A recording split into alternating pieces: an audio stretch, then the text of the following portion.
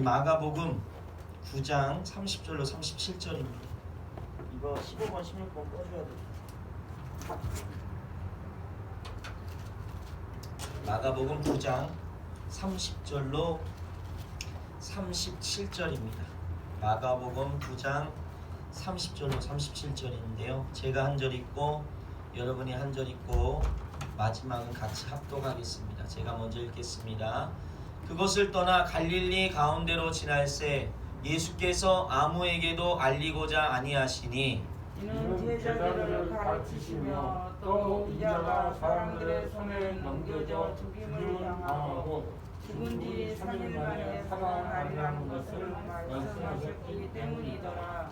그러나 제자들은 이 말씀을 깨닫지 못하고 묻기도 두려워하더라.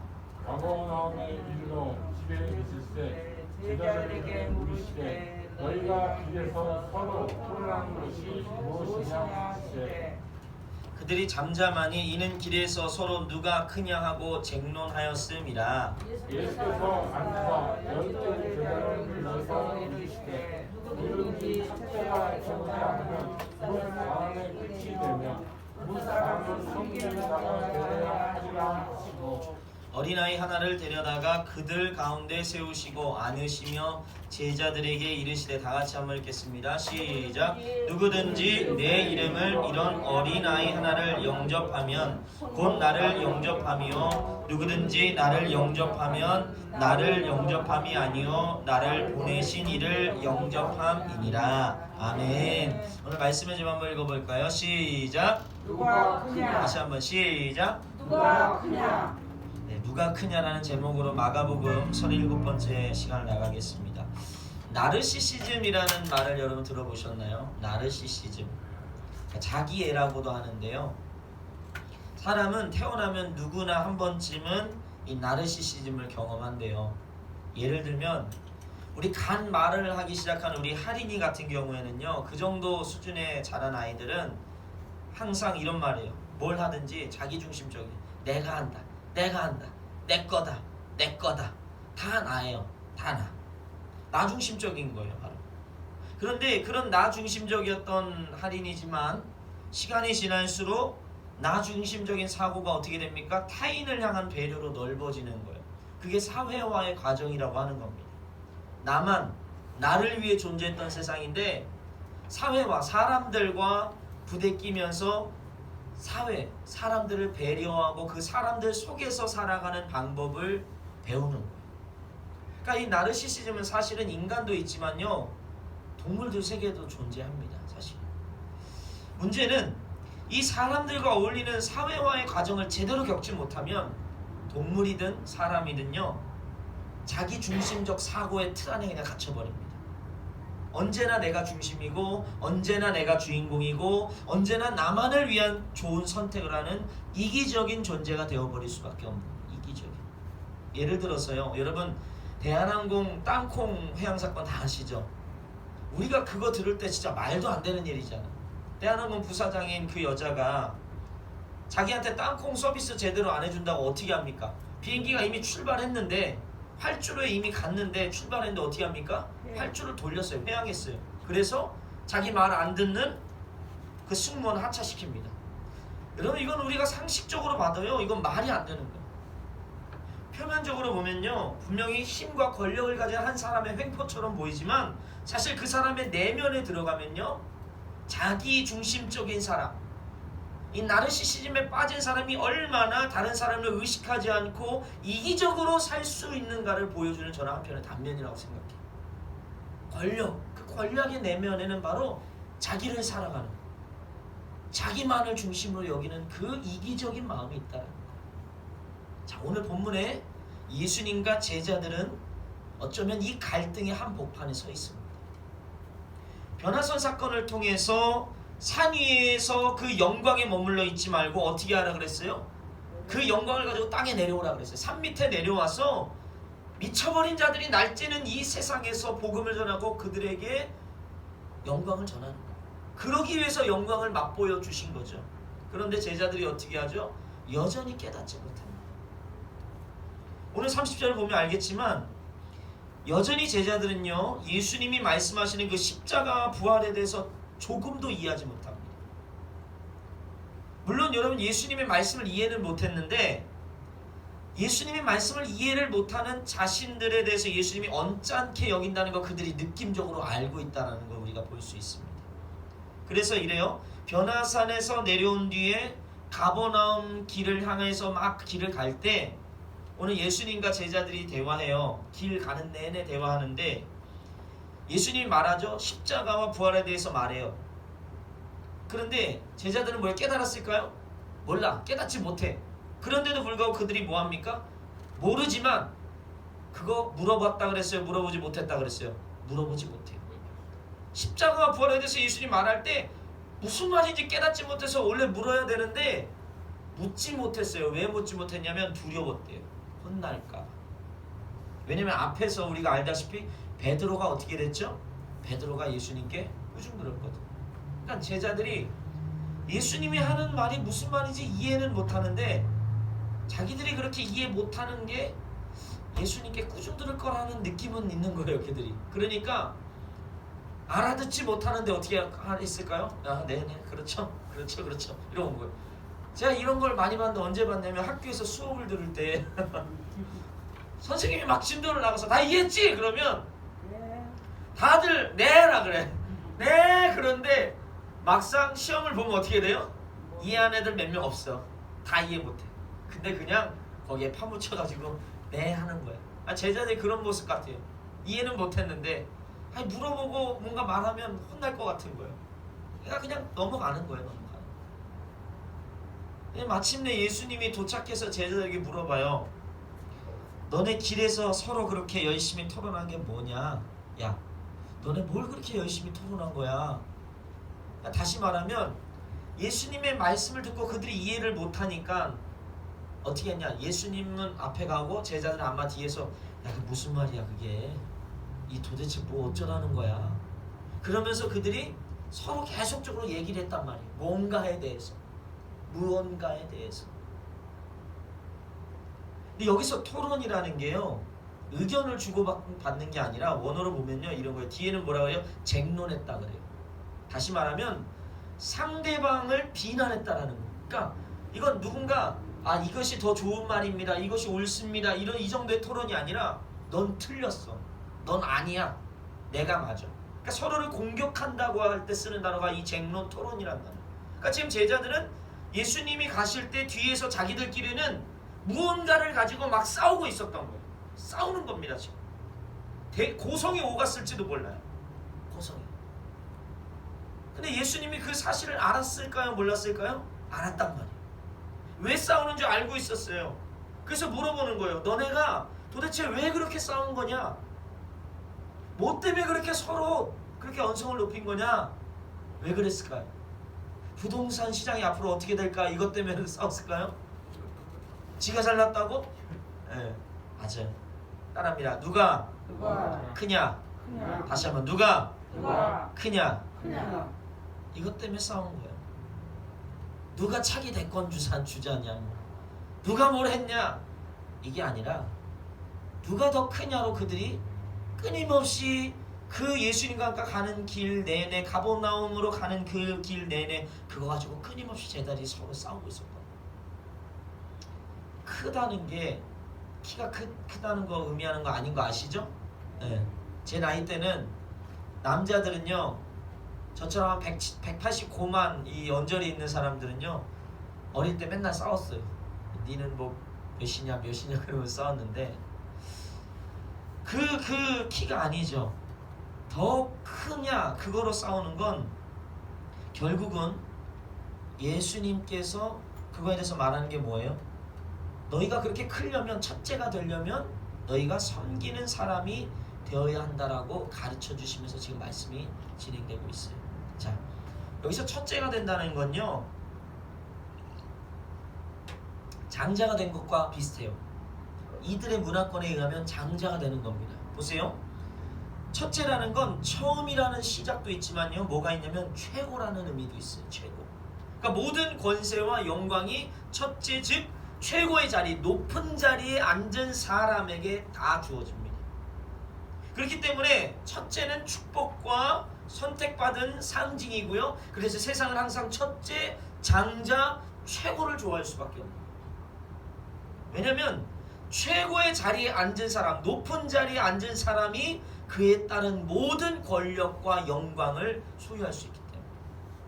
여러분 생각해보세요. 공무원들 중에도 다 공무원이에요. 다 나라의 녹을 먹고 살아요. 그런데 9급 공무원이 누리는 특권하고 5급 공무원이 누리는 특권하고 같습니까?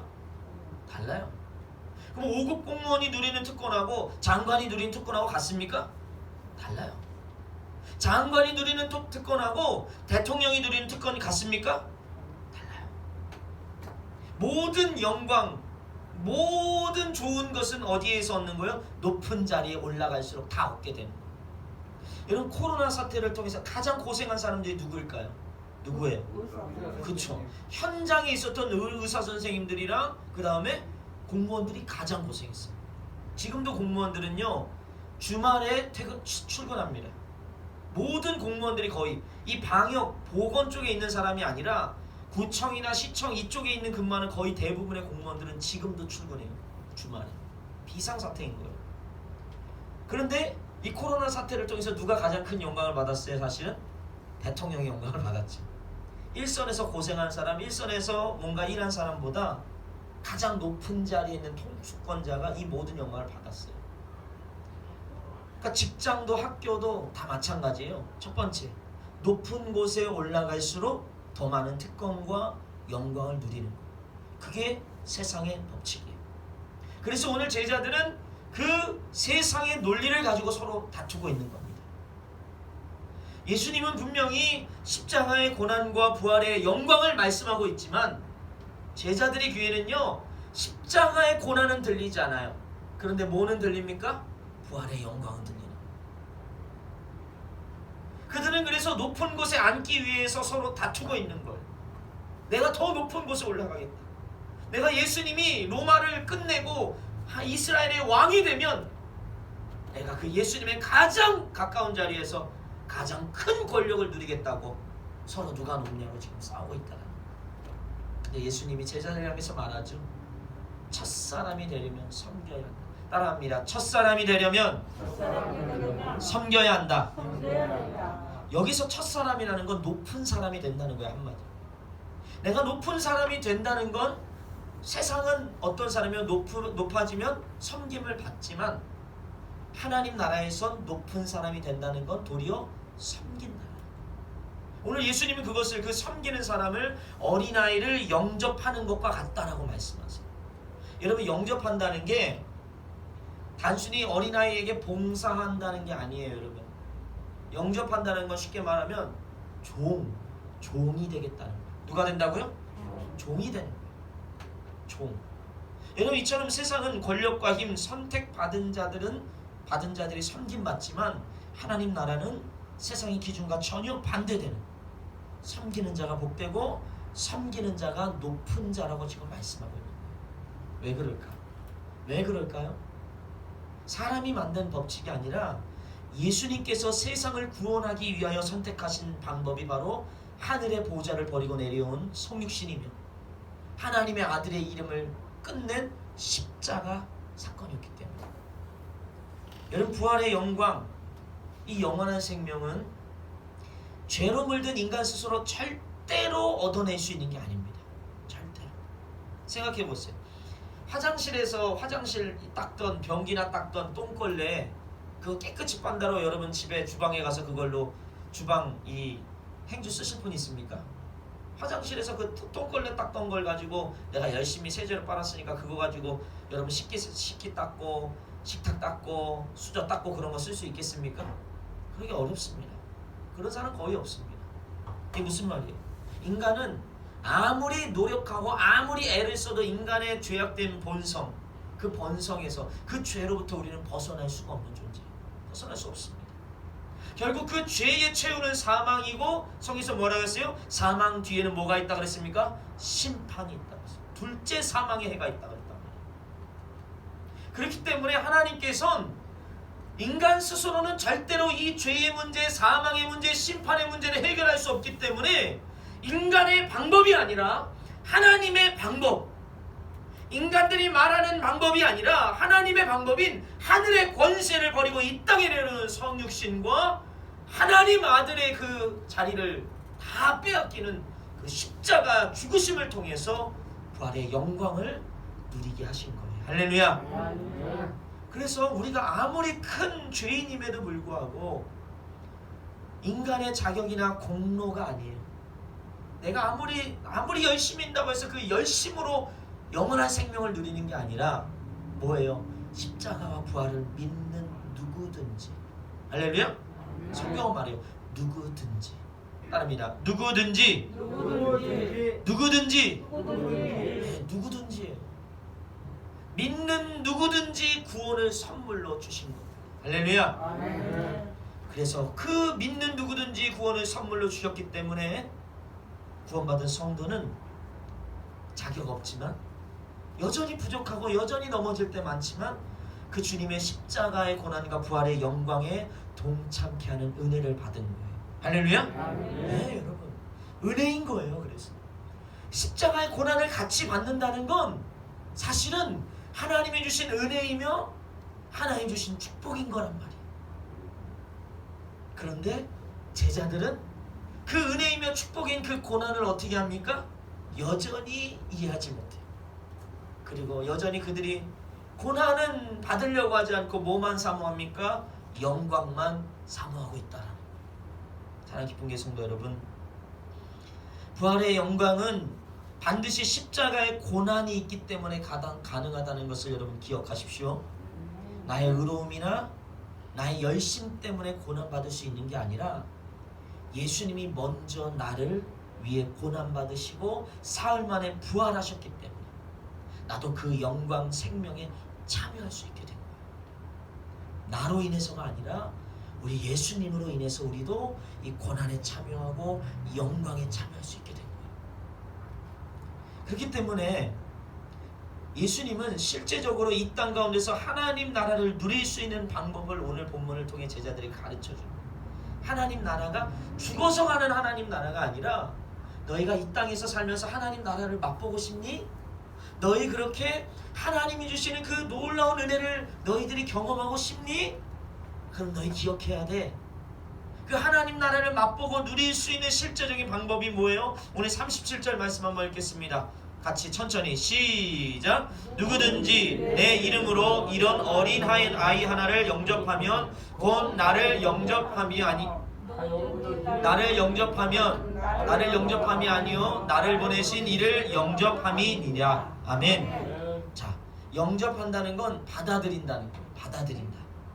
근데 이 영접이라는 게 여러분 굉장히 중요한 의미를 내포하고 있어요. 여러분, 우리가 알다시피 고대 근동지방부터 해서 우리 아시아권도 우리나라도 마찬가지거든요. 어린 아이들은요 그 당시에 가축과 같은 취급을 받았습니다. 가축, 사람이 아니에요. 우리가 출애굽을 할 때 성경에서 출애굽한 이 이스라엘 백성을 몇이라 그래요? 60만이라 그랬어요. 근데 이스라엘 백성을 60만으로 계수의 방법이 뭐냐면 전쟁에 참여할 수 있는 장성한 자, 청년 이상의 사람으로 채서 60만이에요. 그러니까 실제적으로 어린아이 그리고 여자, 노예들까지 합치면 200만 명의 이상의 어마어마한 사람들이 출애굽했다라는 거거든요. 왜 그 당시에 인구에서 그러면 어린아이들이나 이 여자 같은 사람들을 왜 그냥 제외시켰냐면요, 보세요. 기본적으로 어린아이나 여자들은 쓸모가 없는 존재로 여겨졌어요. 쓸모가 없어요. 보세요. 전쟁에 나가서 싸울 수 있어요, 없어요? 못 싸워요. 아무리 여자가 2-3명이 덤벼들어도요 장성한 남자 하나 못 당합니다. 그러면 그 여자들이 또 고된 육체적인 노동을 할 수 있을까요? 그 노동도 안 돼. 그러니까 인간을 철저하게 도구로 그러니까 인간을 철저하게 어떠한 쓸모나 효율적인 걸로 생각했던 그 당시에 이 세계관에 의하면 여자는 쓸모없어요. 아이들은 쓸모가 없는 거예요.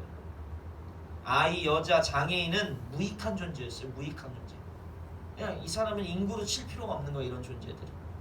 근데 예수님이 말씀하는 거예요. 이 어린 아이 하나를 영접하면 곧 나를 영접한 것이요 누구든지 나를 영접하면 나를 보내신 즉 하나님을 영접했다는 거예요.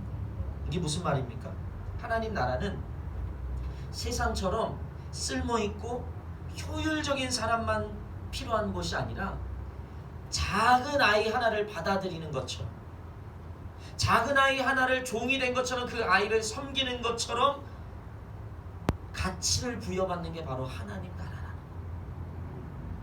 여러분 보세요. 결국 누가 더 크냐라는 이 논쟁은 결국은 누가 하나님의 나라에 들어가고 누가 하나님 나라를 이 땅 가운데 누릴 수 있는가를 지금 실제적으로 예수님이 말씀해 주고, 자, 하나님 나라는 누가 누립니까?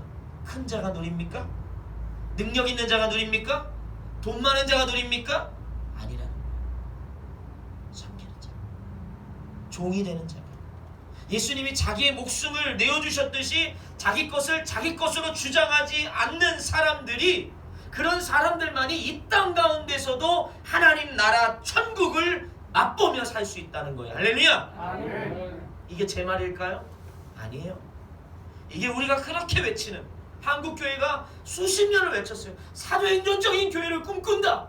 사도행전 20부장을 써내려가자라고 그렇게 말했던, 그렇게 수십 년을 구호를 외쳤던 한국교회, 그래서 점점 대형화가 됐고 점점 거대해졌던 한국교회가 외쳤던 게 바로 그 초대교회, 사도행전적 교회라고.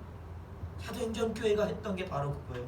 사도행전 4장 32절, 사도행전교회가 어떤 교회나 한번 읽어보겠습니다. 천천히 시작. 믿는 무리가 한 마음과 한 뜻이 되어 모든 물건을 서로 통용하고 자기 재물을 조금이라도 자기 것이라 하는 이가 하나도 없더라. 아멘. 세상이 볼 땐 말이 안 되는 거죠. 자본주의 사회에서 볼 때는 이 말이 안 되는 거예요. 자기 것을 자기 것이라 주장하지 않고 서로 나누고 베푸는 거, 이게 어떻게 세상에서 가능하겠습니까? 그러나 초대교회는 모든 성도들이 그렇게 살아갔다는 거예요. 특정한 사람, 특별한 뭔가 은사 있는 사람, 나눠주는 사람만 한 게 아니라 모든 성도들이 그것을 기억하고 그것을 실천하며 살았다라는 거예요. 그러니까 고난이 아무리 있고 아무리 핍박이 극심해도 초대교회 성도들은 뭘 누렸습니까? 하나님 나라를 누린 거예요. 할렐루야? 아멘. 하나님 나라를 누렸단 말이에요. 하나님. 천국을 누린 거예요. 왜일까요? 그들이 십자가의 고난에 동참했기 때문에. 십자가의 고난에 동참했기 때문에 그 부활의 영광, 그 은혜를 하나님 나라 가서가 아니라 오늘 이 땅에서 누리며 살 수 있었던 겁니다. 할렐루야. 아멘. 오늘날 교회의 가장 큰 문제가 뭘까요? 교회가 가진 게 부족한 게 문제일까요? 아닐 거예요. 교회의 문제는 자꾸만 세상처럼 자꾸 더 높아지려고 하고 더 커지려고 하고 더 유명해지려고 하고 더 큰 영향력을 끼치려고 한다는 거예요. 여러분, 교회는 언제나 시선이 어디에 머물러 있어야 됩니까? 가장 낮은 곳을 향해 있어야 돼요. 왜냐하면 가진 자들은 근본적으로 자기 스스로를 대변할 능력이 있기 때문이에요. 자기 스스로. 그래서 예수님은 어떻게 합니까? 예수님의 사역을 보십시오. 가장 낮은 자에 있었던 자들, 가장 소외됐던 자들, 가장 비난을 받던 자들의 한 가운데로 예수님이 찾아가셨단 말이에요. 왜요? 예수님은 세상의 논리처럼 큰 사람, 더 높은 것, 그것을 본 게 아니라 예수님 뭘 봤습니까? 한 영혼을 바라봤기 때문에. 할렐루야? 한 영혼. 천국을 소유하지 못한 한 영혼. 하나님 나라의 영원한 생명을 모르고 있던 그 한 영혼이 예수님의 가치였지, 더 높아지고 유명해지고 커지는 게 예수님의 사역의 가치가 아니었기 때문에, 복음이 아니었기 때문에. 철저하게 한 영혼에게 영원한 생명을 주는 것, 그것이 예수님의 사역의 방법이었고 교회의 존재 목적이었기 때문입니다. 그래서 교회는요, 어떤 정치적인 영향력을 끼치는 것을 위해서 살아서는 안 돼요. 세상 사람들이 말하는 우리 교회가 더 커져가지고 더 영향력을 가지고 사회에 뭔가 떵떵거리며 살 수 있는 것, 이것을 위해 따라간다면 우리 그거 멀리해야 되는 거예요. 도망쳐야 되는 거예요. 사실 제가 어제 마음이 너무나 언짢았어요. 정부에서 교회를 콕 집어가지고 교회에 대해서 예배 금지 조치라 그래서 이 명령을 내렸죠. 벌금을 300만 원을 때리겠다. 그 말을 듣는데요. 화가 나더라고요. 왜냐하면 지금 한국에 있는 거의 대부분의 교회들이 국가가 정해놓은 방역수칙을 제대로 지킵니까? 안 지킵니까? 지키려고 노력하고 있단 말이에요. 최대한으로. 여러분, 교회의 가장 큰 이 교회의 생명력 중에 하나가 뭐냐면요, 예배도 있지만 사실은 예배와 함께 뭐가 있습니까? 사도행전에 나온 게 뭐예요? 그들이 매일 모여서 기도하기 힘쓰면서 또 한 게 뭐예요? 날마다 떡을 떼며 모였다는 거예요. 그러니까 식탁에 교제하는 거, 함께 모여서 밥을 먹고 삶을 나누고 서로를 위해 축복해주고 안부를 묻는 이것이 교회의 아주 중요한 영적인 원리예요. 그래서 사실은 이 우리가 흔히 말하는 식탁의 교제가 너무 중요한 겁니다. 너무 중요해, 한 공동체 안에서. 그런데 우리 그거 안 하고 있단 말이에요. 왜 안 합니까? 이 나라 시민들에게 피해 주면 안 되니까. 교회 공공성을 위해서 그거 희생하는 거예요. 예배도 떨어져 앉는 거고. 큰 교회들은 어떻게 합니까? 10,000명씩 출석하는 교회가요 예배를 제한해요. 우리 이번 주에 2,000명만 받습니다 해서 선착순으로 올 사람들 명단 받아서 선착순으로 신청한 사람만 예배 들어갈 수 있는 거예요. 지금. 예배 드리고 싶어도 못 드리는 거예요. 지금. 그 교회가 그렇게 열심히 지켰단 말이에요. 그런데 그 교회를 향해서 표적을 딱 대가지고 교회 어기면 너희들 벌금 때릴 거야.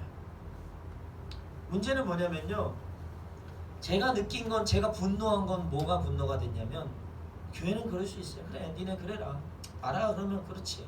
근데 한 가지 가장 큰 교회 타격은요, 주위에서 교회를 부정적으로 본다는 거예요. 아주 부정적으로.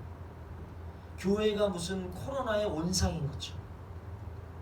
교회가 코로나 가장 많이 뭔가 코로나를 일으킨 부정적인 것처럼 사람들이 시선이 이미 그 언론에서 막 때려대는 것을 통해서 사람들이 이미 부정적인 시선이 박혀버립니다. 그러니까 저는 생각할 때 향후 10년에서 15년 사이 한국 교회는 반토막이 날 겁니다.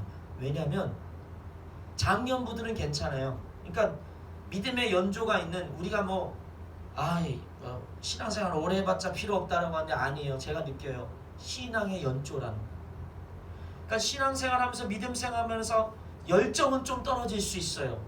그런데 오래된 믿음생활을 통해서 하나님과의 그 관계들, 하나님과 맺었던 그 관계가요, 신뢰 관계가 사실 믿음의 연조 있는 사람들이 아주 단단한 거예요. 그러니까 그런 분들은 코로나가 아무리 뭐라 그래도 그냥 나오는 거예요. 걸리면 걸리지 뭐, 그런 마음으로. 죽으면 죽으리라, 그런 마음. 그게 어디서 되냐면 믿음의 연조를 통해서, 오래된 하나님을 경험한 그 경험들을 통해서 그들이 그게 있는 거예요. 내성이 생긴 거죠. 그러니까 어른들은 괜찮아요. 여러분 세대는 괜찮아요. 그런데 다음 세대, 이제 한국교회를 책임져야 될 10년, 15년, 20년 후에 한국교회를 책임져야 될 다음 세대들이 지금 이미 다 죽었습니다. 30%도 출석하지 않습니다. 많아야 30%. 왜냐하면 부모들, 젊은 부모들이 그렇게 지금 아이들을 그렇게 나가지 못하게 할 뿐더러 다 합니다. 학원도 가고 게임방도 가고 다 해요. 노래방도 가고 다 하게 하지만 교회는 못 가게. 그러니까 이미 믿음의 대가 지금 이 코로나를 통해서 한국교회는 다 끊겼습니다. 15년 안에, 20년 안에 아마 반토막 날 거예요. 이거 회복하기 어렵습니다. 왜 그래요? 제가 그게 통탄을 누르신 거예요. 정부에서 이렇게 딱 교회 금지, 이걸 딱 하면 이미 외부 사람들은 그냥 마음속에 교회는 부정적인 이미지가 이미 탁 박아서 너무 화가 나죠. 화가 나. 그러나 제 마음에 또 한 가지 뭐가 있냐면, 그럼에도 불구하고 우리가 정치적으로 막 나서가지고 우리의 더 영향력을 가지고 우리가 더 사회를 압박하고 국가를 압박하고 하면서 우리가 우리의 기득권을 지키겠다고 한다라는 건, 그건 조심해야 된다. 그건 조심해야 돼.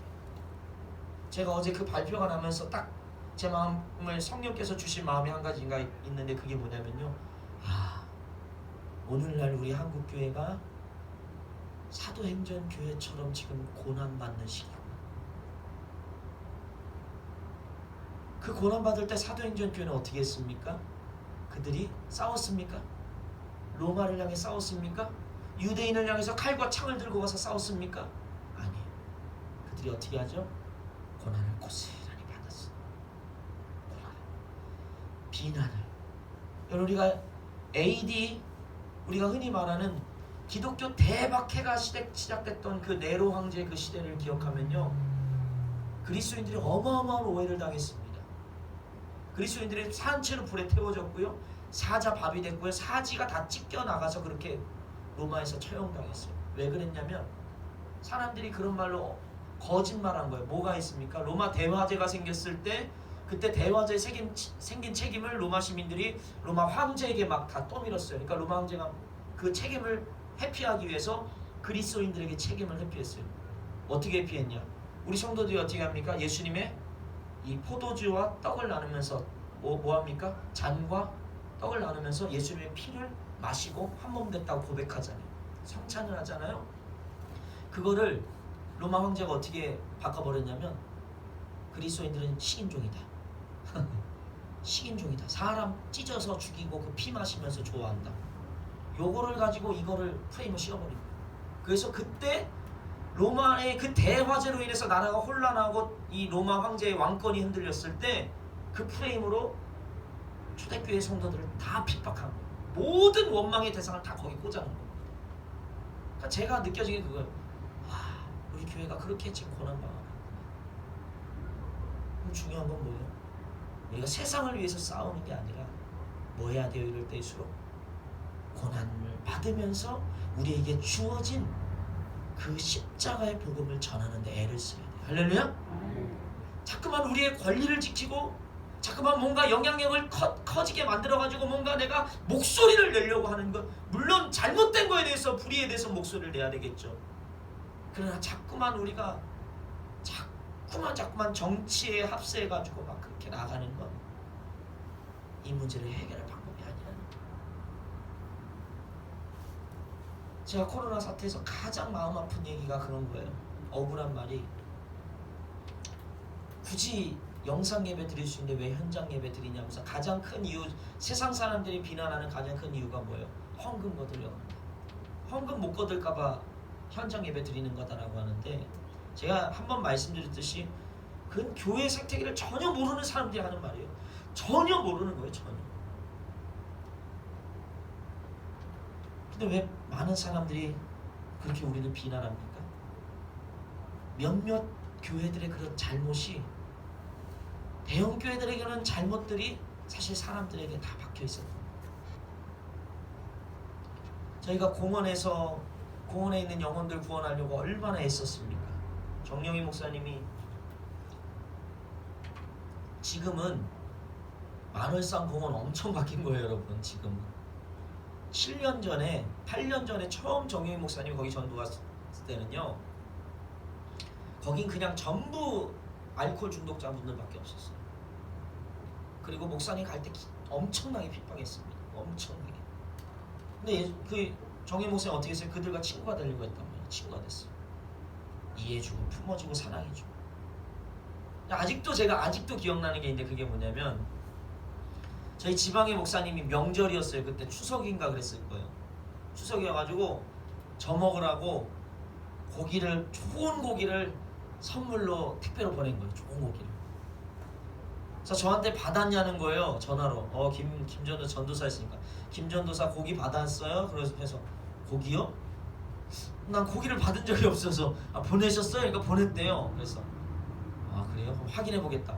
그래서 한번 어떻게 된가 정영희 목사님한테 전화를 했더니 정영희 목사님이 그 선물로 받은 고기를 약주 드시는 그분들한테 다 갖다 줘버린 거예요. 저한테 말도 안 하고 그냥. 우리 집에서. 우리 집사님이 증인이네요. 네. 공범이에요, 공범. 제 거를. 그렇더라고요. 고기 좋았죠? 오겹살. 예. 그 줘버린 거예요. 서운하더라고. 왜냐면 쟤는 무슨 생각이 들어요? 그랬어요. 아니, 그분들한테 주면 어차피 그분들 이거 드시는데 약주 이거 안주로만 드시는 건데 뭐하러 그렇게 좋은 고기를 드릴까? 그냥 다른 고기 드려도 되는데, 다른 거 사다 드려도 되는데 왜 나한테 선물로 온 걸 내 허락도 없이 그냥 막 갖다 줘버릴까? 마음이 속상하더라고요, 사실은. 그런데 그 시간이 지나고 나서 제가 정효희 목사님 보면서 느낀 게 뭐냐면요, 그거예요. 정효희 목사님이 공원의 그분들을 세상적인 관점으로 본 게 아니에요. 어떠한 인간의 효율성이나 어떠한 인간의 가능성을 본 게 아니라 그냥 한 가지를 본 거예요. 하나님 아버지의 마음으로 봤던 거예요. 할렐루야? 아멘. 하나님 아버지의 마음. 하나님 아버지의 마음으로 보니까 그 구원받아야 될 한 영혼이 그 어떤 사람보다 가장 중요하고 존귀한 자처럼 여겨지니까 반찬을 하나 만들어줘도요 정성스럽게 만들어요. 나 같았으면 2시간이면 만들었을 텐데 밤새서 만들어야 돼. 밤새서 김치를 담궈도 아니 좀 뭐가 이렇게 좀 푸른색이고 뭐 그러면 그냥 담글 수 있는데 하나하나 그 다 하는, 다듬다 보면 어떻게 돼요? 시간 지나면 또 조금 변하잖아요, 색깔. 그러면 또 다듬어. 그렇게 애를 쓰고 수고한 이유가 뭐예요? 세상의 관점으로 세상이 말하는 이 사람이 쓸모있는 사람인가, 이 사람이 효율적인 사람인가, 내게 도움이 되는 사람인가, 이 관점으로 본 게 아니라 뭘로 본 거예요? 하나님 아버지의 마음으로. 한 영혼, 그 구원받아야 될 한 영으로 봤기 때문에 최고의 거를 주고 싶고 최선을 다해 섬기고 싶었다는 걸 제가 그때 느꼈어요. 그렇게 막 섬겼단 말이에요. 그런데 섬긴다고 해서 그분들이 그 마음 알아줄까요? 아니에요. 잘 안 알아줘요. 코로나 때문에 우리가 공원전도 못 가잖아요. 근데 공원에 있는 어떤 분이, 제 말은 안 하겠어요, 어떤 분이 사람들한테 교회 욕을 엄청 했대요. 뭐라고 욕했냐면 교회 그거 예배 드리는 거 다 돈 거두려고 그러는 거라고, 돈 거두려고 그렇게 예배 드리는 거라고 하면서 교회 욕 엄청 했다는 거예요. 근데 그분 우리가 갈 때마다 뭐 이렇게 드리고 섬겨드리면요 그렇게 입 바른 소리를 많이 해요. 아, 역시 교회가 좋은 것이라면서 내가 꼭 사람들 보내겠다고 막 그런 말 많이 하시는 분이에요. 근데 그분이 그 뒤에서 그렇게 욕을 많이 했어요. 그리고 요번에도 코로나 때도 그렇게 욕을 했대요. 사람의 입장에서 속상하죠. 마음이 아픈 거예요. 마음이 아플 수밖에 없죠. 그렇게 수고를 했는데, 그렇게 헌신을 했는데, 그들이 쓸모 있어서 한 게 아니라, 그들이 뭔가 도움이, 내게 이득이 되고 도움이 돼서가 아니라 그 하나님 아버지의 마음으로 그 잃어버린 한 영혼 구원하겠다고, 어떻게든 그 한 영혼 구원시키고 하나님께 보내겠다는 그 하나님 마음으로 헌신하고 수고했는데 돌아오는 건 그 비난이고 그런 말도 안 되는 억측인 거예요. 며칠 전에 새벽 기도 때 정기 목사님이 갑자기 막 통곡을 하며 우는 거예요. 아, 저 그래서 속으로 생각했어요. 아, 왜 갑자기 새벽부터 이렇게 우는 거야? 막 엄청나게 우는 거예요. 막 왜 그런가. 그러다 제가 왜 그렇게 울었어요? 물어보니까 그때 이 얘기를 해준 거예요. 하나님께 기도했어요. 통곡을 하면서 하나님께 기도했는데 그 내용이 뭐였냐면, 하나님, 지금 예배 안 나오고 빠지는 영혼들, 그 사람들 보내주세요. 하나님, 교회 좀 부흥시켜주세요. 우리 교회 좀 뭔가 문제 해결해주세요. 이거 위해서 울면서 기도한 게 아니라 딱 정혜 목사 이렇게 말했어요. 내가 그 한 영혼 위해서 내가 그렇게 죽기까지 내 모든 것을 헌신하고 쏟아부으면서 그 한 영혼 구원하려고 그렇게 그 하나님 아버지의 마음으로 내가 했는데 상처받으니까 그 마음이 사라졌다는 거예요. 그 마음 사라진 게 너무 비통하다는 거예요.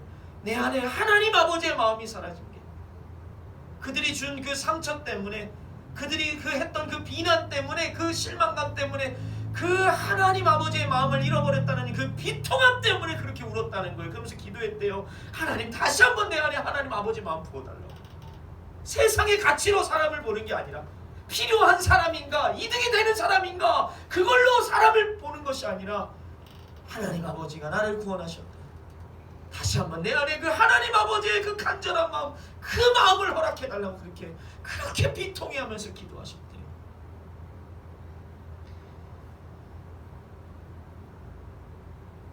여러분, 그게 바로 하나님 나라를 누리는 사람의 마음. 그렇게 하나님께 눈물로 통곡하며 기도했는데 하나님이 그 마음 회복해 주신 것 같아요. 할렐루야? 아멘. 그래서 그런지 갑자기 이제 한동안 반찬 이렇게 안 했는데 그저께랑 어저께 이틀 동안 장로님도 그거 키우고 뽑고 그리고 그거 정리해주고 목사님도 이틀 동안 열심히 그거 준비해가지고 어제 저랑 밤 9시 넘어가지고 배달을 막 갔어요. 저는 차를 운전해야 되기 때문에 그 골목 거기에 차를 세워둘 수가 없어요. 그래서 저는 운전만 하고 차가 오면 빼줘야 되기 때문에 목사님이 이제 그거 들고서 막 배달을 하는데요.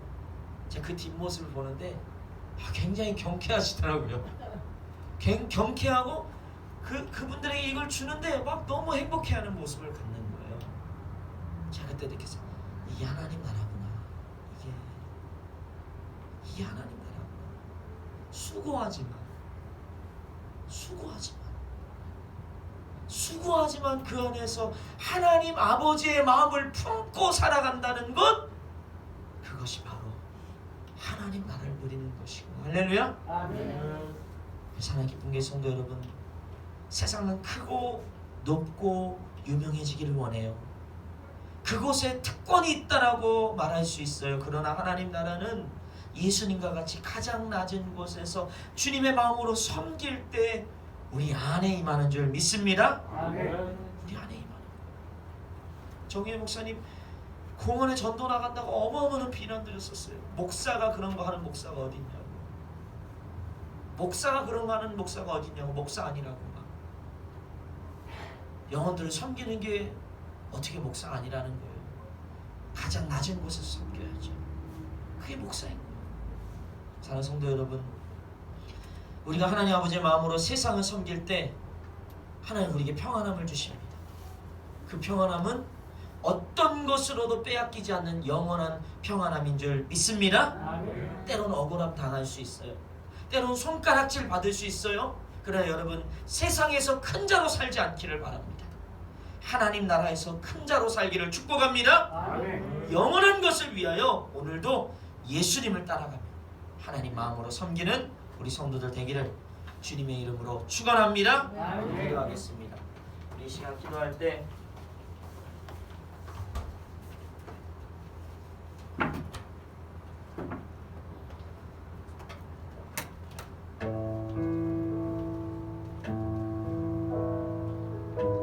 오늘 우리가 나눈 말씀처럼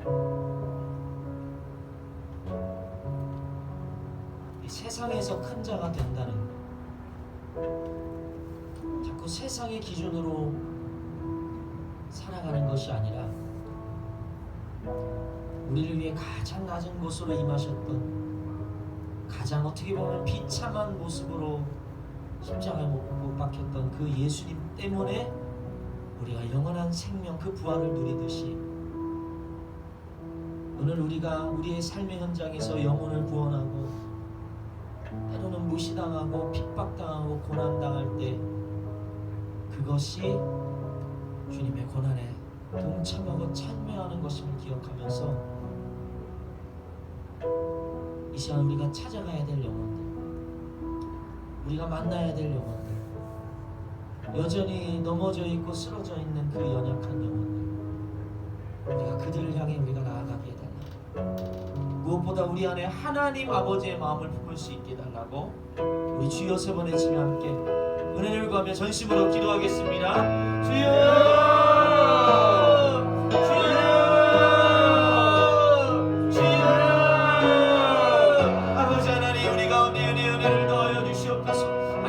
세상처럼 높아지고 세상처럼 커지고 세상처럼 영향력을 행사하는 것이 아니라 주님, 우리가 가장 낮은 곳에서 우리가 우리 하나님 아버지의 마음으로 그 한 영혼을 붙들기를 원합니다.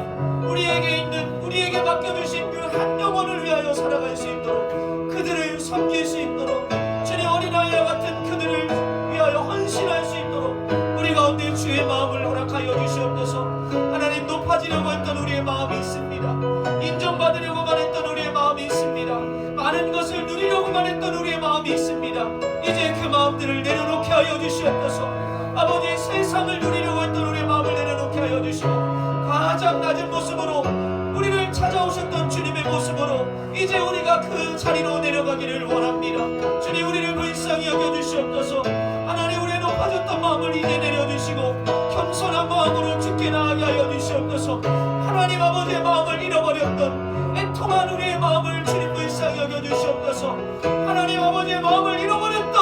아버지 하나님 우리의 주여 궁핍하고 주님 우리의 모든 굳어졌던 마음을 불쌍히 여겨주시옵소서.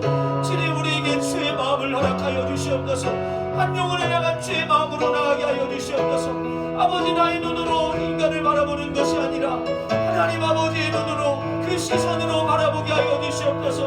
주님 우리를 불쌍히 여겨주시옵소서. 주님 우리를 불쌍히 여겨주시옵소서. 여전히 크고자 하는 우리를 불쌍히 여겨주시옵소서. 여전히 크고자 하는 우리를 불쌍히 여겨주시옵소서.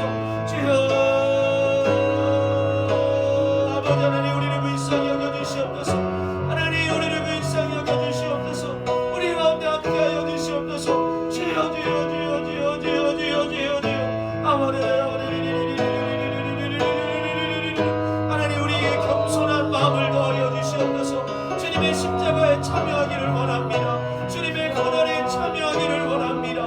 아버지 하나님 영원한 생명에 참여하게 하여 주시옵소서. 주여 주여 주여 주여 주여 주여 주여 주여 주여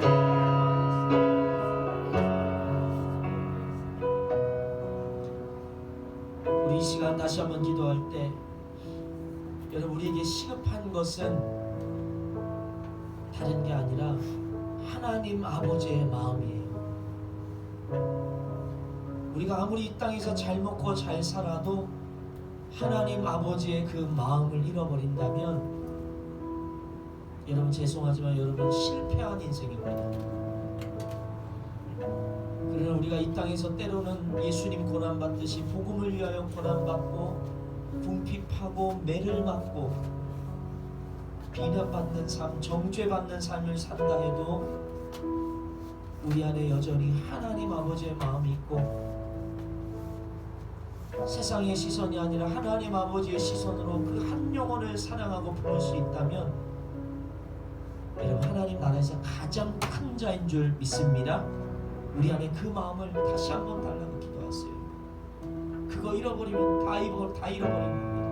하나님 우리에게 그 하나님 마음 주셔서 한 영혼을 향한 그 마음을 허락해달라고, 우리에게 하나님 아버지의 그 궁일한 마음을 허락해달라고, 십자가에 죽기까지 사랑하신 그 사랑으로 세상을 품게 해달라고, 다투고 싸우고 같이 항문하는 인생이 아니라 우리에게 주의 마음을 더해달라고 우리 다시 한번 주여 세 번 외치며 은혜를 구하며 전심으로 기도하겠습니다. 주여 주여 주여 아버지여 아버지 하나님 우리 가운데 은혜를 더하여 주시옵소서. 아버지 하나님 은혜를 더하여 주시옵소서. 하나님 우리의 심령 가운데 하나님 아버지의 마음을 부어주시옵소서. 주님 우리의 마음 가운데 한 영혼을 향한 주의 마음을 더하여 주시옵소서. 오늘도 맡겨주시고 영혼을 하여 그 아버지 하나님 우리가 오늘도 눈물을 뿌리길 원합니다. 주님 세상에서 큰 자로 살지 않게 하여 주시고 하나님 나라에서 가장 큰 자로 살아갈 수 있도록 오늘도 주가 주시는 참된 평안과 기쁨과 생명을 누릴 수 있도록 우리 가운데 그 하나님 아버지의 마음을 허락하여 주시옵소서. 오늘도 가장 약한 자들을 찾아가기를 원합니다. 세상의 기준으로 영혼들을 바라보지 않게 하여 주시고 하나님 나라의 관점으로 영혼들을 바라볼 수 있도록 주님 오늘도 우리 가운데 함께하여 주시옵소서. 다른 것 다 잃어버려도 주님 우리 안에 그 마음만은 잃어버리지 않기를 원합니다. 한 영혼을 향한 그 마음, 한 영혼을 구원하러 오신 그 주님의 마음을 잃어버리지 않도록 우리 가운데 주의 마음을 허락하여 주시옵소서. 주님 우리 가운데 주의 마음을 허락하여 주시고 무엇보다도 하나님 우리 가운데 주를 사모하는 은혜를 더하여 주시옵소서. 우리 힘으로 살 수 없습니다. 우리 힘으로 살 수 없습니다. 오늘 주님의 십자가로 나를 적셔 주시옵소서. 그 십자가의 고난의 은혜로 나를 적셔 주셔서 내 힘으로 살지 않게 하여 주시고 주님의 마음으로 살게 하여 주시옵소서. 주가 주시는 새 힘을 가지고 날마다 나아갈 수 있도록 성령이여 우리 가운데 은혜를 더하여 주시옵소서. 주님 오늘도 주님의 은혜가 필요합니다. 하나님 우리에게 주님의 은혜가 필요하오니 주님께서 우리 가운데 함께하여 주시옵소서. 주여 우리를 불쌍히 여겨 주시옵소서. 주님 우리 가운데 함께하여 주시옵소서. 우리 다시 한번 마지막으로 기도할 때 우리 조국교회와 이 나라를 위해서 기도했으면 좋겠습니다. 한국교회를 어떻게 보면 표적을 놓고 탄압하는 것처럼 보이는 이 모습, 하나님은 절대로 기뻐하지 않으세요. 교회가 코로나의 원상인 것처럼 그게 부정적으로 여론을 몰아가고 로마 시대의 그 화제를 덮기 위해서 그리스도인들을 무참히 살아있게 만들었던 것처럼 어쩌면 오늘날 이 모든 책임을 교회에 전가시키고 있는지 모르겠어요. 하나님이 가만두지 않습니다. 그러나 중요한 건 그렇다고 해서 우리 교회가 같이 정치적인 목소리를 내면서 우리의 기득권을 지키고 우리의 자리를 지키기를 원한다면, 우리가 그렇게 우리 스스로를 지키려고 한다면 하나님이 우리를 지키지 않습니다. 이 고난의 시간에 우리가 온전히 좀 참여할 수 있어야 돼요. 이 고난에 온전히 받아들이며 울어야 해요. 지금까지 부패했던 우리, 세상처럼 커지려고만 했고 높아지려고만 했던 이 한국교회의 부패함을 이 시간 주님 앞에 회개해야 합니다. 돌이켜야 돼요. 그럴 때 주님 손에서 모든 것을 이뤄나가실 줄 믿습니다. 하나님, 이 시간을 통해 한국교회가 개혁되고 갱신되게 하여 주시옵소서. 우리 힘으로는 소망 없다 말하지만, 앞으로 우리 한국교회가 절망 가운데 있다고 말하지만, 그러나 이 시간 우리가 온전히 고난을 받아들이고 주님의 은혜 안에 거할 때에 주님께서 우리를 다시 살리실 줄 믿습니다. 한국교회 포기하지 않으시는 줄 믿습니다. 한국교회 다시 부흥케 하실 줄 믿습니다. 하나님, 그 씨앗이 되게 하여 주시옵소서. 주여 세 번 외치며 이 나라와 이 조국교회를 위해서 기도하겠습니다. 주여,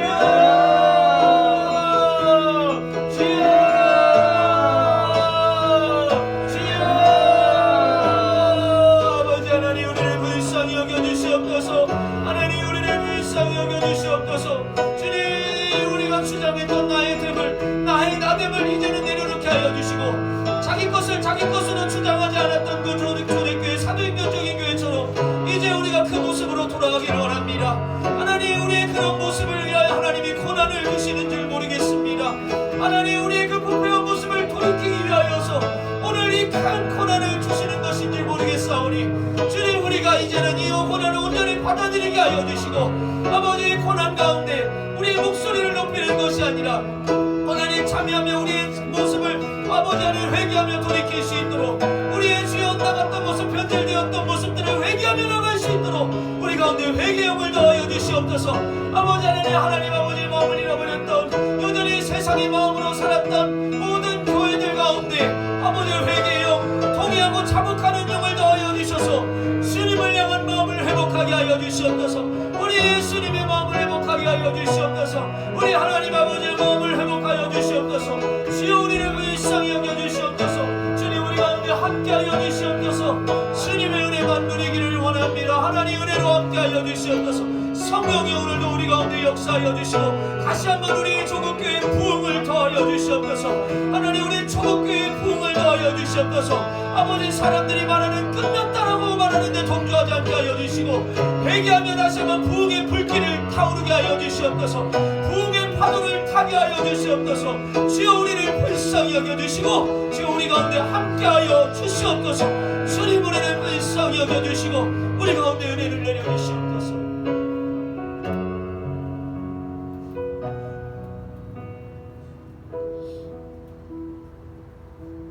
좋으신 하나님, 참 좋으신 하나님을 찬양합니다.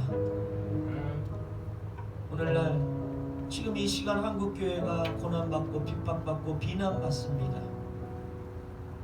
손가락질 받습니다. 억울함 당합니다. 표적이 되었습니다. 그러나 어쩌면 우리가 세상과 같이 커지려고 했던 우리 그 죄악됨을 씻어내기 위한 주님의 예비하심과 계획하심이 아니었나 우리 생각해 봅니다.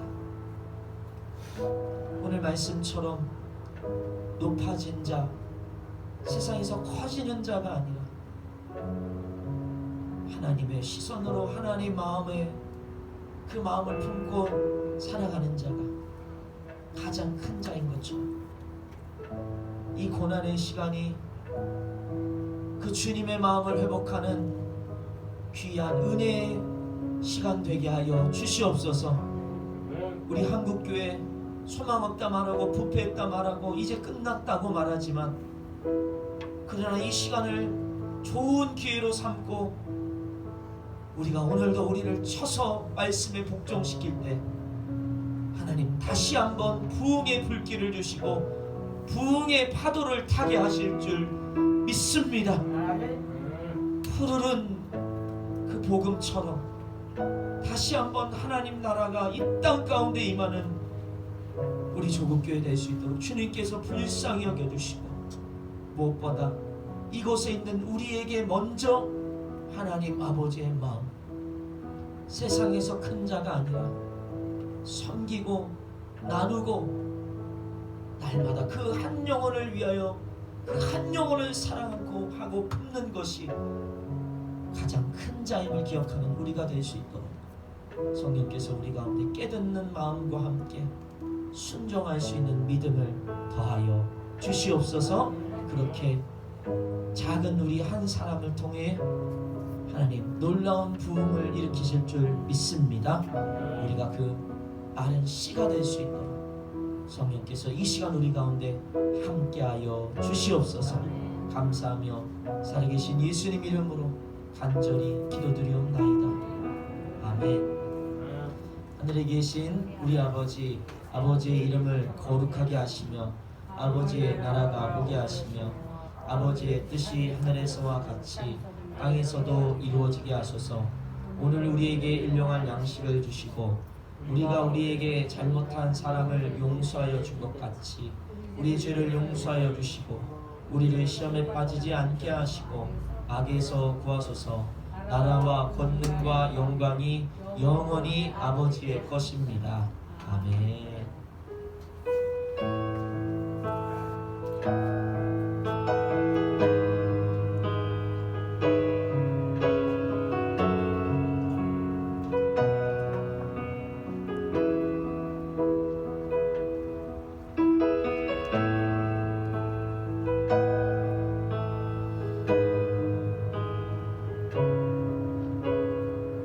하나님 나라에서 가장 큰 자 되기를 원합니다. 할렐루야.